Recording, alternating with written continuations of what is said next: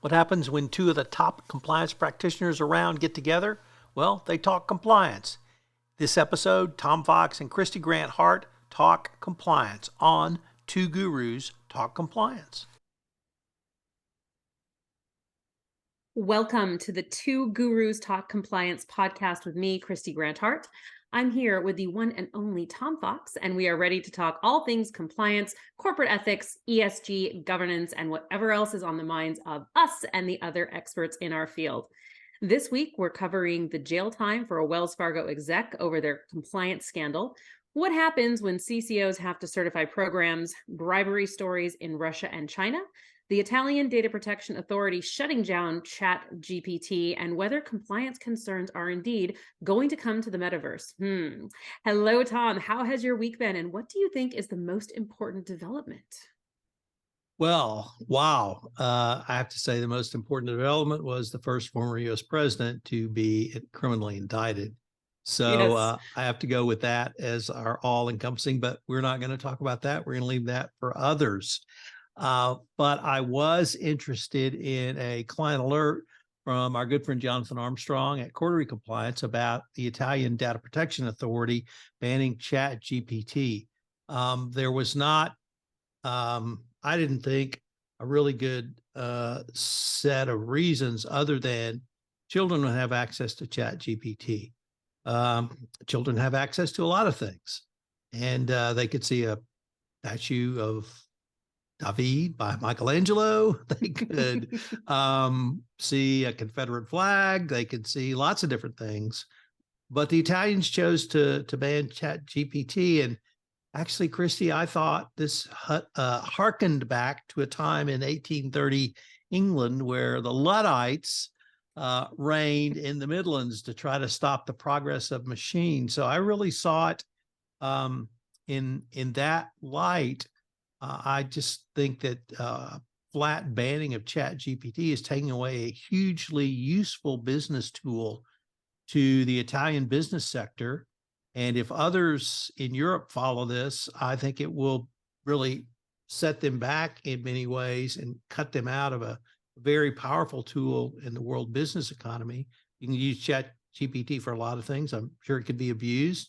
Nevertheless, I think the Italians, if they really have concerns, really should have a more targeted or focused approach instead of banning something that is really truly, if not revolutionary, several evolutionary steps down the road, and they need to rethink their approach.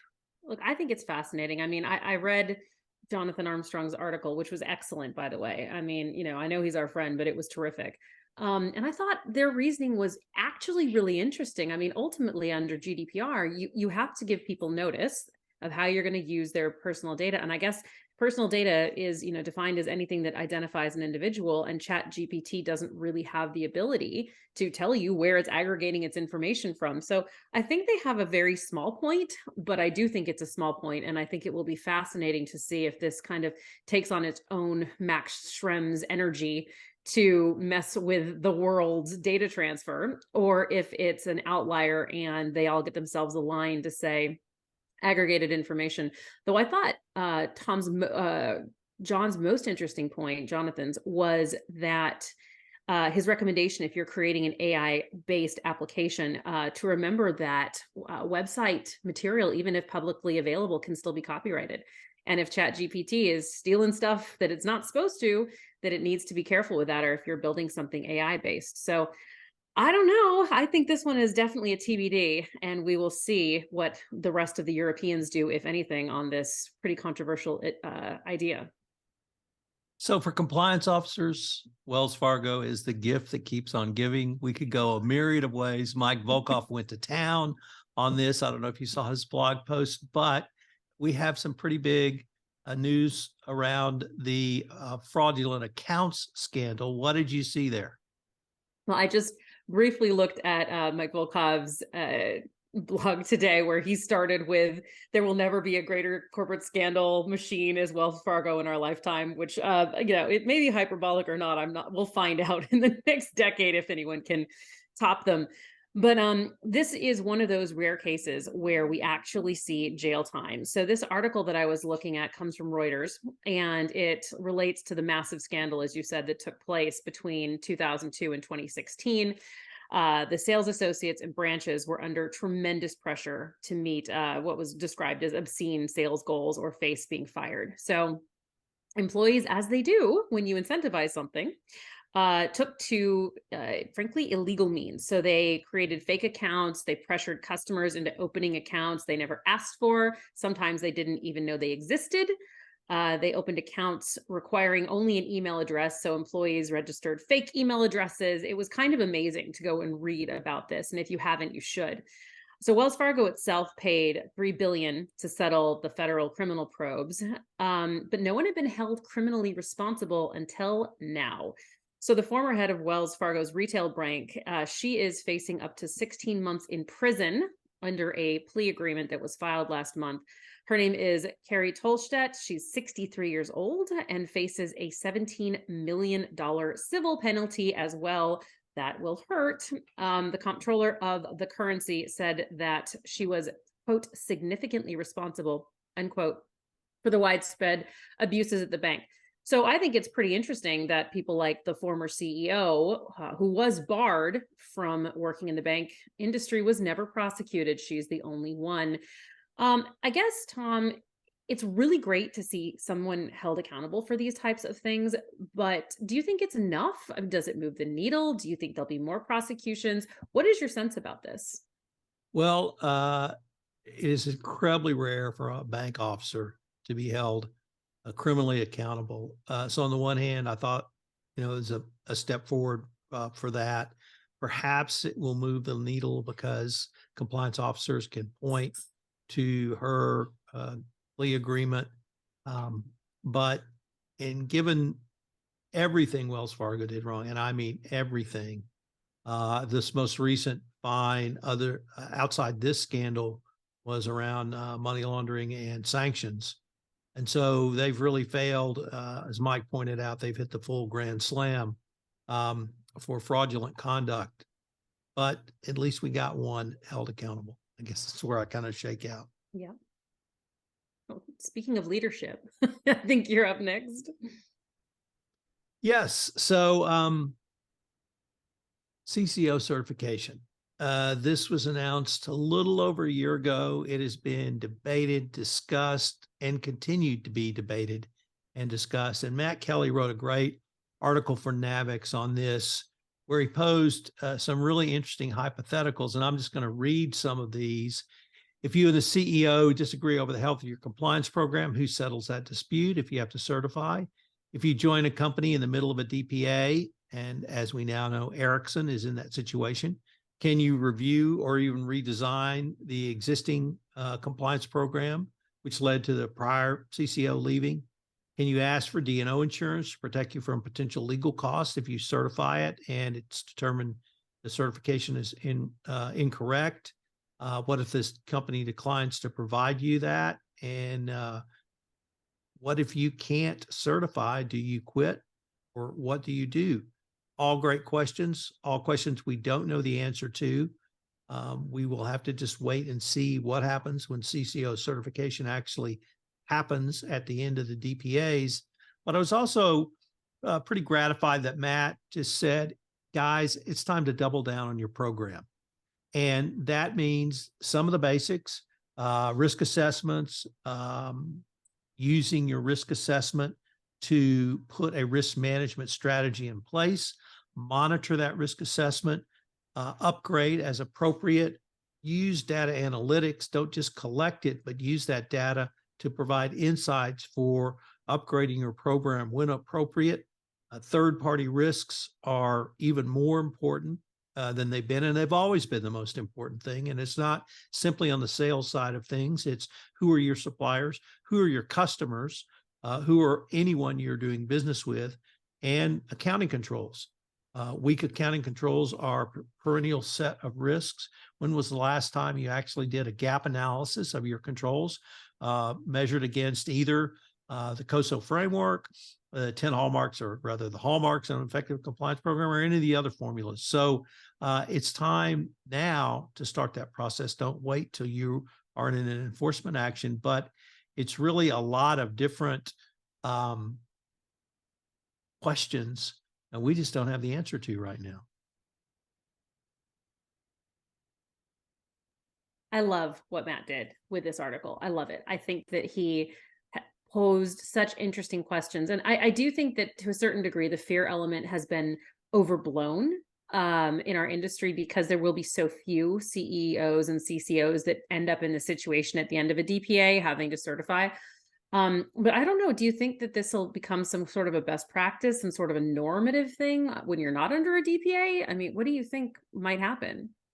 I think one thing that, if we can generalize, that we have seen in 15 years is when the DOJ starts something, it moves throughout the industry and to really every level. And I think right now CCO certifications are limited to companies who have signed a DPA. We haven't had an NPA yet where certification has been required, because we haven't had an NPA. And I think it's going to creep down. Certification was required by Sarbanes-Oxley in financial controls. And I think we'll start to see that now move to becoming an extraordinary practice, to a best practice, to a regular practice, to table stakes. Yeah. No, I think that's really interesting. And just acronym alert, NPA is a non-prosecution agreement. DPA is a deferred prosecution agreement. Go ahead and look those things up if you're not sure what that means. So going from one regulator to the next, we're following up on the saga of the SFO, which is the Serious Fraud Office in the UK. Tom and I spoke about the UK's challenges on our last podcast. If you haven't heard that one, please go ahead and take a listen. But one of the places people are listening is in the UK government. So our next story comes out of the Wall Street Journal. And recently the SFO defended the agency dropping a long-running case due to deficiencies in the law when it comes to the capacity to review evidence, and of course of the sophistication of the SFO systems. So the UK government is putting their money where their mouth is, and they are hiring 475, that is a huge number, of financial crime investigators, and have committed to changing the law around the corporate crime and the ability to get evidence. So the 3-year plan calls for $495 million, or the equivalent of that in pounds, to be spent at several government agencies, and 100 million pounds spent on investment in data analytics and other technologies to help law enforcement. So what I found interesting about the Wall Street Journal article was that it pointed out that it's important to note in the UK that it is very difficult to keep corporations on the hook for employee misdeeds. Under many circumstances, the company can only be held accountable for corporate crimes if upper-level management was involved, and here's the important part, had criminal intent. The lawyers in the room, Tom and I both go, ding, ding, that's a hard thing. The government proposed passing legislation that would change the application of that legal doctrine, and are also going to modernize the process by which prosecutors disclose evidence to criminal defendants, which was the reason they had to knock out that case after 10 years of working on it recently. So Tom, what do you think? So do you think the government heard the criticism on our podcast and decided to change their strategies? Do you think that's what happened? You know, actually I do. And I think your close, intimate relationship with the Serious Fraud Office, your work in England, your marriage to an Englishman, I know. I think we're all factors that Definitely. the UK government, not that the SFO, took into account. And oh yeah, I think there's probably some other commentary that may have influenced their decision, but I wholeheartedly applaud the UK government for seeing the deficiency.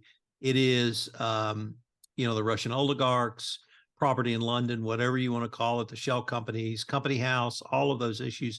They see this as a huge hole or gap, and they've stepped in to fill it. So kudos to the UK government for seeing a problem and moving in a way that I think will pay off for not simply the UK government, but the worldwide fight against bribery and corruption, money laundering, and those other types of fraud that really rob the world economy of needed money. Yeah, I think that one of the interesting things is they seem aligned, although they didn't say this, with the Biden administration sensibility that the sanctions issues, the Russian issues, that they're national security issues, and I think that would probably be part of the informing of why they're doing this.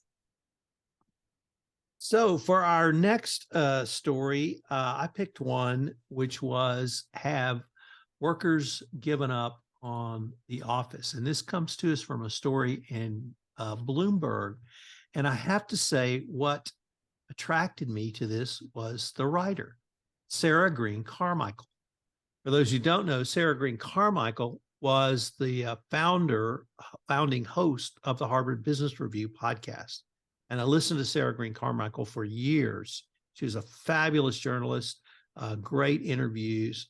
And whereas Kristy and I are very knowledgeable in compliance, and I feel like we can talk compliance with anyone, Sarah Green Carmichael was talking to world business leaders the way Kristy and I are talking. And so she really had a very unique perspective. She's left that position. And now in this article, I think she's spot on. I think I don't think COVID deaths, I think the pandemic changed our relationship to work. I don't think it was, I don't think it's generational. Millennials may have a different view. As my daughter said once, pajamas, not just for the office anymore. But I've worked from home since 2010, and I'm very comfortable with that. And you can do almost as much. And the freedom and flexibility it gives you, I think people, once they got settled in COVID and got their sort of home offices set up, found out that I can work and I can work effectively. And there's no need now for me to go into the office 3 days a week and get on Zoom calls with everyone else. And Spark Consulting works on literally a worldwide basis with a widely dispersed workforce, and you guys deliver a truly superior product. So it can be done. It can be done quickly and efficiently. I think COVID did in large part change our ideas. And, many people left the workforce. Many people now have a different relationship. Many people said, I'm going to quit at 5. And I think COVID really was one of those linchpin changes. And I hope employers will understand just how things have changed. But change brings opportunity, and managed correctly, I think you can be just as efficient working remotely. I think you guys have proved that. I hope I have over the years. And Sarah Green Carmichael is right. COVID did change it. I'm not sure it was COVID deaths, but I will say COVID did change our relationship to work and how we deliver a truly superior product. I thought her article was fascinating because when I started reading it, its title, of course, workers have given up on the office. I kind of thought that it was going to be focused around all the reasons going into work and wasting your time is frankly a useless endeavor. But her perspective that, we've changed as a society, I think in the US especially, and not worshiping work like church, which I also thought was interesting. I've read some commentary around that as well. I mean, I lived in London, as you stated, for nearly a decade. And the Londoners, and particularly the Europeans, have such a different relationship with their work than we do, and such a different sensibility that vacation means vacation, and that, oh my God, you would never not take all your vacation. What's wrong with you? That I think is so much healthier. And once I spent all that time there was just no question coming back for me and my company. We all take the week of Christmas off, period, because it's humane and people need to recharge. And I'm seeing a lot more of that. Some of the tech companies in our industry now have 2 different off weeks and, out of offices that say that. I think that she's right. I think, and I hope it continues. I think we do need a better paradigm and that we're shifting to it, which is important. What's next up for you, Kristy? Next up is Flutter Entertainment. So this week, man, there were so many good stories. I had trouble picking them because they were so good. But this one harkens back to one of my favorite topics, which is successor liability. For those of you who don't know what that is, you end up, if you acquire a company that's done bad things, you end up at blame for those things unless you knew about them and you went to the regulators and did something about it. So Flutter Entertainment and their payments to Russian consultants. So this article comes from our friend Michael Volkov, who we talked about earlier. and it deals with a Dublin-based gambling company called Flutter. So it really is a fascinating story because it has acquisitions on acquisitions that become the base for this challenge. So the story starts in 2014 when a company called Stars Group acquired Old Ford Group, which included the Russian operations and its Russian consultants. Star Group, of course, didn't do any due diligence on the consultant relationships, always a bad start to a story. And once they got into this business, the Star Group liked the Russian consultants. So they used them between 2015 and 2020. There were some serious red flags. Tom, let me know if this would have piqued your interest. In June 2015, one of the consultants submitted an invoice for $57,000 for reimbursement payments to a lawyer for drafting legislation for the Duma to legalize online gambling. Trouble. There was no record of the attorney specifically engaged, the nature of the legislation, or the services provided. And the consultant sought immediate payment, noting that the legislation could be rejected if the payment wasn't made that week. The employee responsible for reviewing the expenses approved the invoice with no further inquiries. Flutter acquired Stars Group and implemented a compliance program, accounting controls, etc. However, nevertheless, they were charged with FCPA violations and they settled with the SEC for $4 million. So this is a classic case of buyer beware when it comes to acquisitions, and that due diligence is necessary to find out what's going on. So Tom, what can this case tell us? What should companies be doing when it comes to pre-acquisition due diligence? And I'll let you answer that, but I have my own slight commentary, which is almost no company that I know when we review their program tends to have this in place and frequently say, well, how on earth would I do that? I start with the following. If you buy a company that was engaging in bribery and corruption, you're not responsible for that. But when you take title and ownership, it is not them who are engaging in bribery and corruption. It is you who are engaging in bribery and corruption. Now, the best way, as you correctly note, to stop this is to do pre-acquisition due diligence.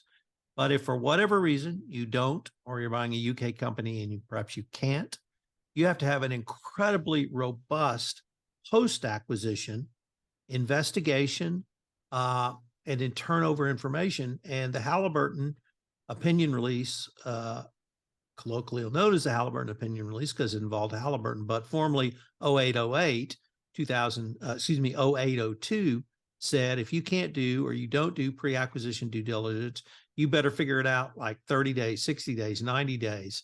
And so that's an incredibly aggressive approach to have to take. But you, the acquirer, have to investigate. You have to know what these people are doing.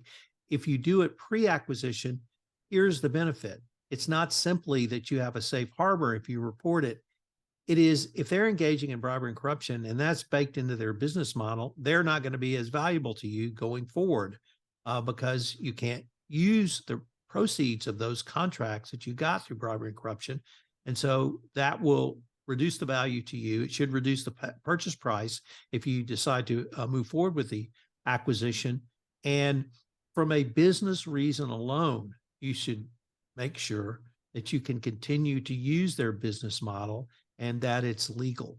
So when I start to talk about some of the business reasons, then people wake up. Hopefully it's not too late. But as you said, most people are not thinking about this from the pre-acquisition perspective. And of course you can do that pre-acquisition. You do financial due diligence pre-acquisition. Do you have enough records? No. Do you have enough time? Never. Because that's the nature of acquisitions. You have a limited amount of time and a limited amount of resources. But you sit down, you interview the CCO, you interview the general counsel, you get the billing records, or excuse me, the expense records of the top 5 salesmen. If they have commission sales agents, you get the contracts on those commission sales agents. You get the due diligence on those commission sales agents. You match up the contracts to make sure the payments were what was agreed to under the contract. So you can do it. You can ask those questions and you can ask for those documents. And that's the way to start the process. And the department has been very clear. If you engage in pre-acquisition due diligence, even if you find something, if you stop it, and if you tell us about it, we are not going to sanction you. But if they continue to engage in bribery corruption. It ain't them, it's you. And we're going to come after you. And then we're going to go back all the way back and make you pay. So it's a pretty good incentive, I think, for businesses to use some really common business sense in this approach. I'm stealing that list of things you just rattled off and making it a blog post. So just so you know, I'll give you credit, but I'm totally taking that list. That's happening. So um, one of the things that has intrigued me about our profession, Kristy, is the ability of people to come in our profession because it's a relatively new profession. At first, I noticed it with the amount of women who came into our profession. And now I'm talking 05, 2010, 2015. And where doors might have been closed in other corporate disciplines, they were open in compliance because it was a new discipline. Now I see an entire new generation of people coming into the compliance profession. And they're not lawyers like us. They are other corporate disciplines. It could be people with finance degrees, people with accounting degrees, people with industrial design degrees, people with industrial organizational degrees, behavioral psychologists. I speak to a lot of college kids or graduate students, I should say, about coming into our profession who are not in law school. And I think it's a great opportunity for new blood to come into our profession, make our profession better. And so we've cited to an article which really gives some tips about how you can come into the compliance profession really through your first job. So identifying the skills that you have and you would need, looking at the sectors, network, prepare for your interviews appropriately, and then gain some qualifications. And one of the ways you can get a qualification is to get a certification. If you choose to do that route, the SCCE, ECI, I think LRN and other organizations have certifications, but do something to show you're a subject matter expert. But please do not think because you don't have a law degree, you can't come into this field. And I would actually encourage non-lawyers to look at compliance, because I think this is where the action's going to be in 10 years. It's because it's already here. No, I love that. I wrote a book called How to Be a Wildly Successful in Compliance Career. And so I get a lot of these questions. People write me, they contact me. And one of them was from the Coast Guard. He was a Coast Guard member who wanted to come into the corporate compliance world. And we did this exercise where we went through his CV and said, all right, leadership skills, management skills, training. When did you write communications? Did you ever interact with third parties, et cetera, et cetera? Had you ever done any kind of investigative anything? What does that look like? Pulled those words that a compliance officer hiring one would want to see. And he was hired, and it was phenomenal. So I think that thinking about it through that lens, what are the words that a hiring person wants to see from a non-lawyer in particular, or even lawyers that haven't been in compliance previously? I think when you do that exercise, you absolutely can get into the career really relatively easily, which is fantastic. You looked at one. You looked at one of my favorite words, and I can't wait to talk about it. I call it the Metaverse, but you perhaps have an alternative term that we should debate. All right. So Tom and I last week, or 2 weeks ago, he chose an article on the Metaverse, and with the idea that compliance officers should be investigating and paying attention to what's going on there. And I don't totally disagree, but it made me smile when I saw this one from the Wall Street Journal, almost responding to that, which is called "The Metaverse is Quickly Turning into the Metaverse," MEH. So this article was looking at whether or not the metaverse is in fact going to be terribly important, at least in the short term. So basically, the main gist of it was that Walt Disney Company shut down its division tasked with developing metaverse strategies. Microsoft closed its social virtual reality platform, and even former Facebook, now Meta's, on its earnings call, CEO Mark Zuckerberg said the word AI 28 times, mentioned the metaverse only 7, and certainly all the articles on ChatGPT, which we talked about earlier. It seems that the metaverse may not need to be watched quite as closely by compliance officers after all, at least not in the near term. I mean, Tom, if you're debating between paying attention to AI and the metaverse, what would your recommendation be? Well, my recommendation would be you need to dive into the metaverse. And it's not the metaverse simply because Facebook and Walt Disney haven't figured out a way to corner the market and make gabillions does not mean it's not here. It's not going away. But more importantly, I guess what I got from the article is that when you have the massive corporations sort of pulling out of an area, it creates opportunity for the solo entrepreneur or the, guys that want to get together. One of my favorite stories about podcast recording software was 2 guys who'd gone to high school and dropped out of college and said, what can we do? And, they just did that. And that's what I see available even more so now in the metaverse, because I see the metaverse, as I said the last time we talked about this, as a way to create greater stakeholder engagement.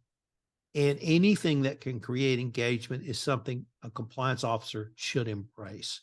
Because if we have a strategy to get our employees more engaged in doing business ethically and the right way, not following a bunch of rules, or compliance being Dr. No from the land of no, if we can create engagement, then we can have a more robust business culture, which even the Department of Justice says culture is it. If you got a good culture, you're probably not going to violate the law to start with. But even if you do, we're going to look with favor if you've got an appropriate positive culture.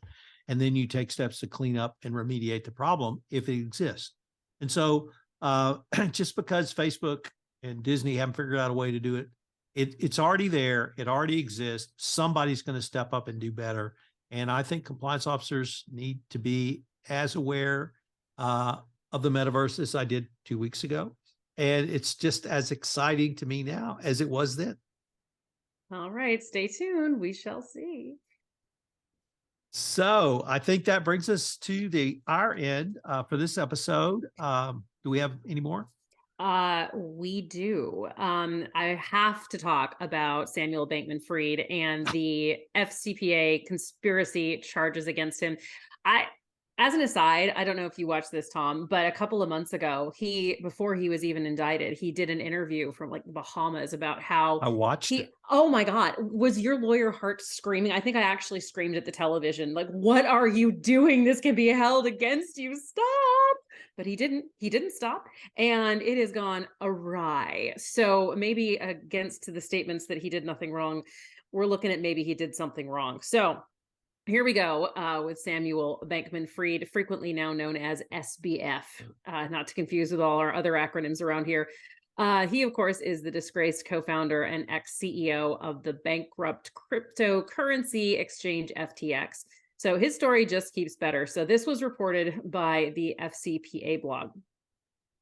So recently, he was charged with 31 counts, including conspiracy to violate the anti-bribery provisions of the FCPA. He allegedly authorized and directed bribes of about 40 million in cryptocurrency to Chinese government officials back in November of 2021. And the payments were made to influence the officials to unfreeze 1 billion in cryptocurrency accounts belonging to FTX's hedge fund. So the indictment accuses SBF of stealing money to fund his venture investments, make charitable contributions, how excellent of him, and to enrich himself. So I remember when Fortune magazine ran his picture with the phrase, "Is this the next Warren Buffett?" Turns out, no. What do you think is the craziest part of this whole situation, Tom? Wow, I'm not sure that question could be answered. It is, everything about it is crazy. I watched that interview because it was done on the New York Times Deal Book Conference, and Andrew Ross Sorkin interviewed him. And you're absolutely right. I couldn't believe he was saying all that. But this is as bad as everything else was. The best line I saw was the Department of Justice didn't come down with a hammer. They came down with Thor's hammer. Because when you have a substantive FCPA violation with intent approved by the company CEO, that's as absolutely as bad as it gets. And at least by the allegations, that's what's alleged in the pleadings. And if they've got him on FCPA, the length of time, potential jail time, we had 15 years in the Esquenazi case. And I think that's certainly in play here. This is extraordinarily bad for SBF. I think it puts at risk his entire defense and everything else now, because pretty clearly he paid a Chinese official to get something he wasn't entitled to, and he got it. And whether he paid in a worthless virtual currency or not, guess what? It was something of value. I guess that's his defense. Well, it really wasn't anything of value because it was just our tokens. But it's bad. It's really bad. I was going to say the next Warren Buffett. Maybe he's the next Ivan Boesky. I don't know. Well, I didn't know that case was going to ever get to the FCPA. I remember when it first happened, one of my companies I work with said, are you going to blog about this? I'm like, I can't find the right angle for this. And the compliance we found it. Now we've got it. It's clear. That one is going to just keep getting more and more interesting. And so will we, hopefully, week to week as compliance keeps unfolding. Tom, thank you so much for being here, for talking about all this great stuff. I can hardly wait to do it again. Well, I'm Tom Fox, and I can't wait until we get together again. Thank you. Take care. Bye.